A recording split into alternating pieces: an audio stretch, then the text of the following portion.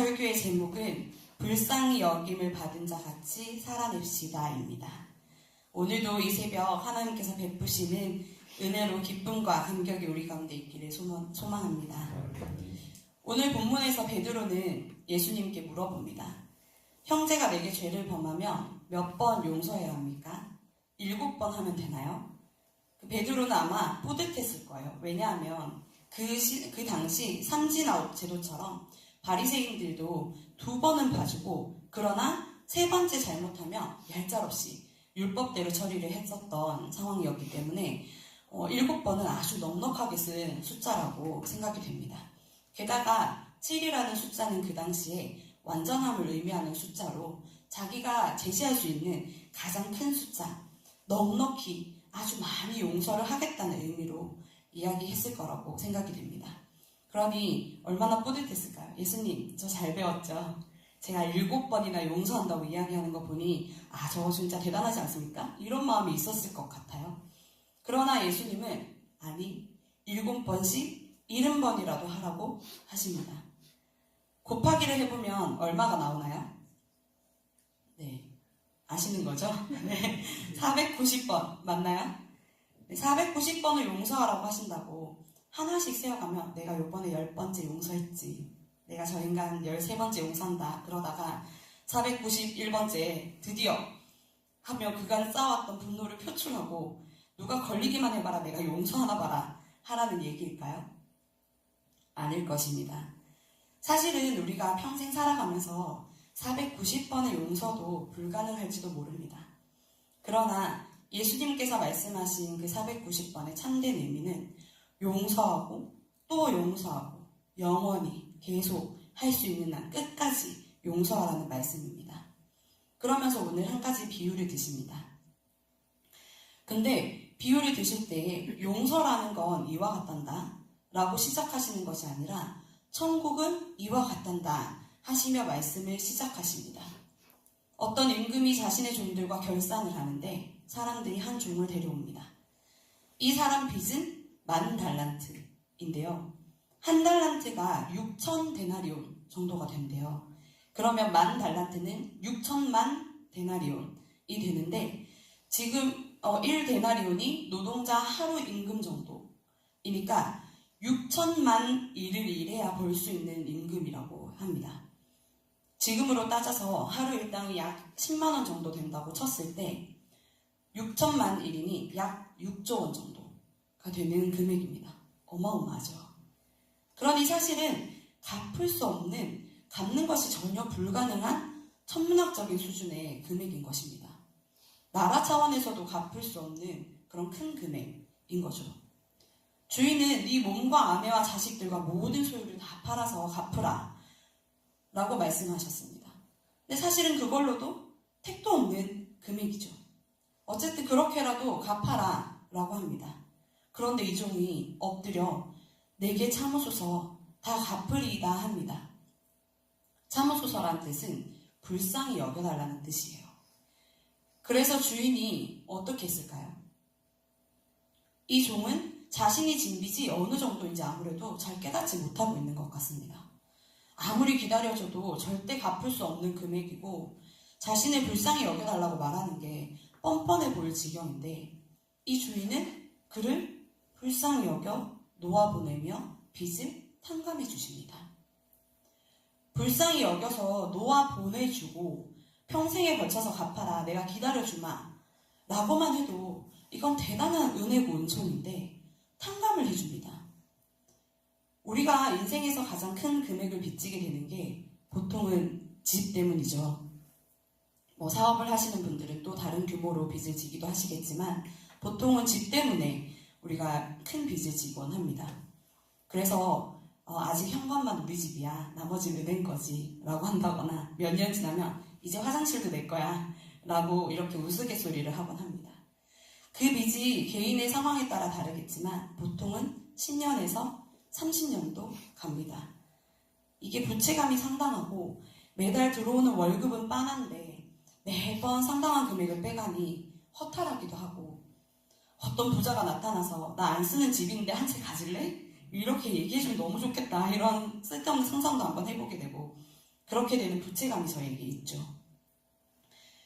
근데 6조 원이 넘는 상상할 수 없는 그 천문학적인 금액을 탕감해줬으니 그 억눌렸던 부채감에서 벗어나 자유로워진 그 기분은 우리가 아마 상상도 할 수 없을 것 같습니다. 그런데 그 말도 안 되는 은혜를 믿고 날아갈 듯한, 정말 발이 땅에 닿나 싶을 정도로 훨훨 날아가던 그가 자신에게 100데나리온 빚진 동료를 만났죠. 그리고 어떻게 했습니까? 오늘 말씀에서 보셨듯 돈 갚으라고 목을 잡고 말합니다. 이 빚으로 그의 생명도 어찌할 수 있을 듯 사납게 굽니다. 그 동료가 자신과 같은 행동을 해요. 26절과 29절이 반복되는 구절인가 싶을 정도로 같습니다.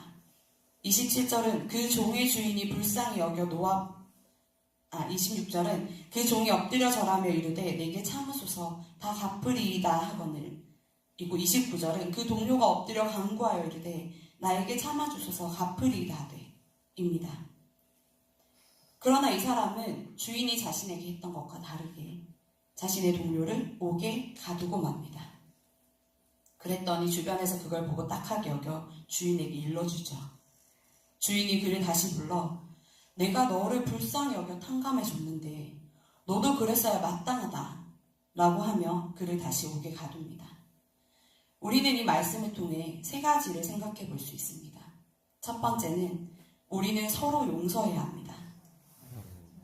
그러나 두 번째는 우리는 서로 용서할 수 없습니다. 세 번째는 그럼에도 불구하고 우리는 서로를 용서해야 합니다. 먼저 우리는 서로를 용서해야 합니다. 이 말씀은 비유의 말씀으로 사실은 죄를 용서받은 우리를 보여줍니다.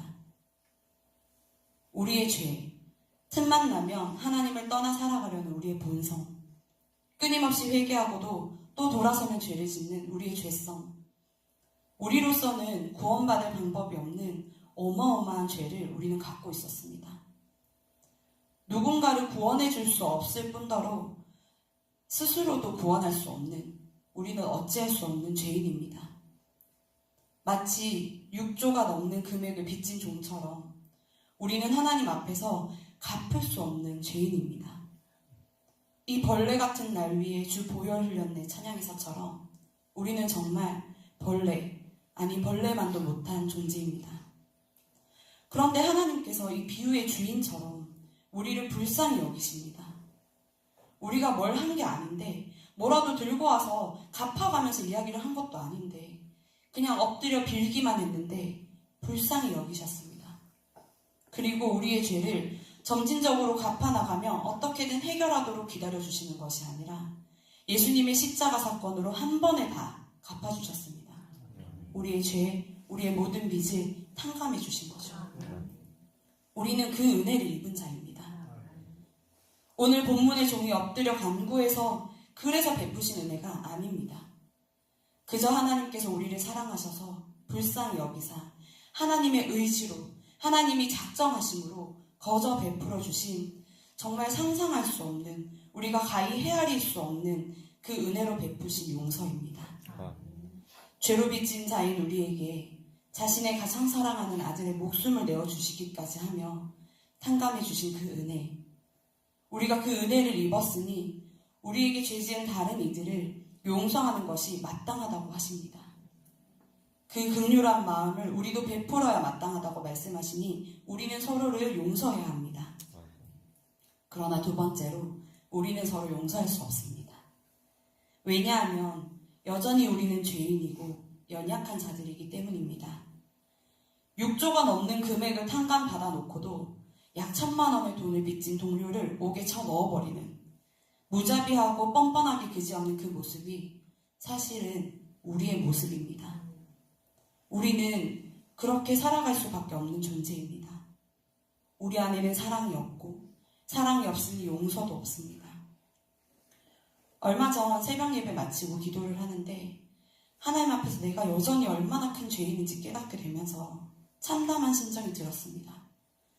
하나님을 사랑한다고 고백하고 앞에 서서 성도님들을 볼 때마다 이분들 하나님 앞에서 얼마나 귀한 분들인가 그렇게 느끼며 주일학교 아이들이 너무 귀하고 막 내 안에 사랑이 샘솟는 것 같다가도 가장 가까운 친구, 가족, 동기들이 하는 작은 말 한마디, 의심 없이 하는 그 행동 하나에 밉고 짜증나고 억울하고 화가 나고 그 마음이 도저히 풀리지 않아서 하나님께 기도하는데도 해결이 되지 않아 막 답답한 제 마음을 돌아보면서 하나님을 사랑한다고 하는 내 마음이 다 거짓말 같고 내게 아무런 피해를 주지 않는 사람들에게는 그저 사랑하는 마음이 들다가 조금이라도 내 마음에, 내 상황에 영향을 미치는 누군가를 보며 그렇게도 쉽게 미운 마음이 들고 분내는 마음이 드는 것이 내가 얼마나 하나님 앞에 더럽고 뻔뻔한 사람인가 하는 마음이 들어 괴로웠습니다. 요한일서 4장 20절에서 누구든지 하나님을 사랑하노라 하고 그 형제를 미워하면 이는 거짓말하는 자니 보이는 바 그 형제를 사랑하지 아니하는 자는 보지 못하는 바 하나님을 사랑할 수 없느니라고 하셨는데 나는 도대체 어떤 인간인가 하는 마음이 들었습니다. 여러분, 저만 그런 것이 아니라고 생각합니다. 우리는 어쩔 수 없이 그런 사람들입니다. 바울이 오죽하면 자신을 날마다 쳐서 복종시키고 자신을 곤고한 자라 이 사망의 몸에서 누가 나를 건져내랴 하고 고백했을까요? 예수님의 가르침을 그대로 살아낸 대단한 자 바울도 그렇다면 우리는 어떠할까요? 그러니 우리는 우리의 힘으로는 결코 서로를 용서할 수 없습니다. 우리는 서로를 용서할 수 있는 존재가 아닙니다. 그러나 마지막으로 그럼에도 불구하고 우리는 서로를 용서해야 합니다. 왜냐하면 하나님이 우리를 그렇게 용서하셨기 때문입니다. 요한일서 4장 10절에 보면 사랑은 여기 있으니 우리가 하나님을 사랑한 것이 아니요 하나님이 우리를 사랑하사 우리 죄를 속하기 위하여 화목 제물로 그 아들을 보내셨습니다. 아멘. 우리는 우리의 힘으로 하나님조차 사랑할 수 없습니다. 그래서 하나님이 먼저 우리를 사랑하시고 우리에게 찾아오셨습니다. 말할 수 없는 그 십자가의 은혜로 우리를 용서하시고 모든 죄를 탕감해 주셨습니다. 그래도 우리는 여전히 누군가를 용서할 수 있는 존재가 아닙니다. 우리는 그 사실을 인정해야 합니다. 대신 예수님은 모든 죄를 사하시고 우리를 구원해 주실 뿐 아니라 우리에게 성령님을 보내주셨습니다. 그저 빚을 탕감받아 홀로 룰루랄라 집으로 가던 그 종과 달리 자신에게 빚진 동료를 만나 목을 잡아줄 때 누가 말려주지 않았던 그 종과 달리 우리에게는 성령님이 동행하십니다. 죄의 빚을 모두 탕감받고 새로운 생명의 빚을 지고 살아가는 우리에게 성령님이 함께 하시며 선한 양심을 주시고 기도하게 하시며 사랑하게 하시고 용서하게 하십니다. 누군가를 용서할 수 없을 때 내게 베푸신 하나님의 긍휼하심, 예수님의 자비하심을 기억나게 하시고 우리가 우리에게 죄 지은 자를 용서하겠노라고 결단할 때에 그 결단을 도우시고 기뻐하시며 그렇게 행할 수 있도록 함께 하십니다. 그러니 우리는 용서해야 하지만 용서할 수 없는 존재이나 우리 안에 계신 성령님을 의지하여 용서해야 합니다. 용서할 수 있게 해달라고 기도해야 합니다. 제게 작은 억울한 일이 있어 마음이 괴로웠는데 그걸 해결할 방법이 보이지 않아 며칠 내에 혼자 끙끙대고 있었습니다. 처음엔 내 억울함만 하나님 앞에 내어놓고 도와달라고 계속 기도했는데 기도를 하다 보니 하나님께서 나의 억울함보다 상대방이 받은 상처를 자꾸 느끼게 하시고 나는 오해받아도 좋으니 그 사람은 그 상처를 잘 극복했으면 좋겠다고 위로하시는 하나님을 간구하게 되는 것을 경험했습니다.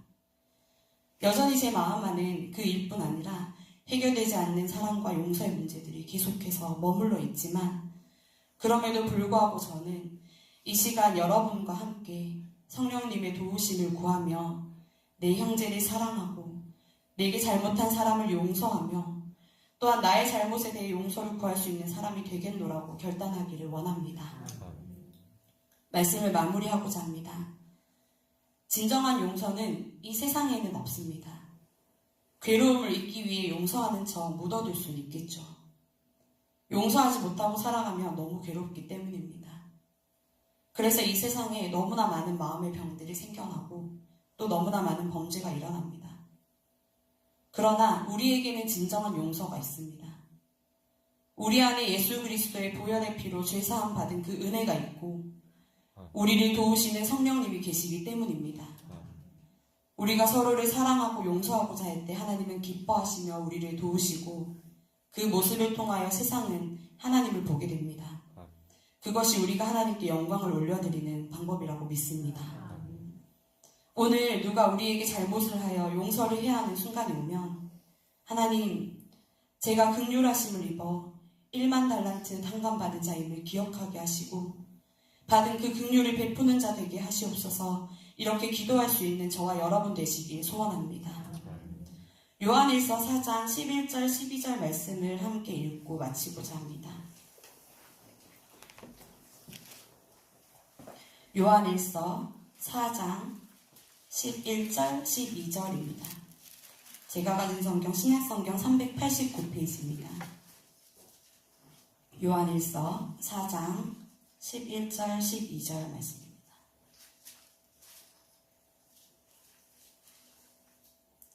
죄송합니다. 제가 가진 성경 392페이지네요.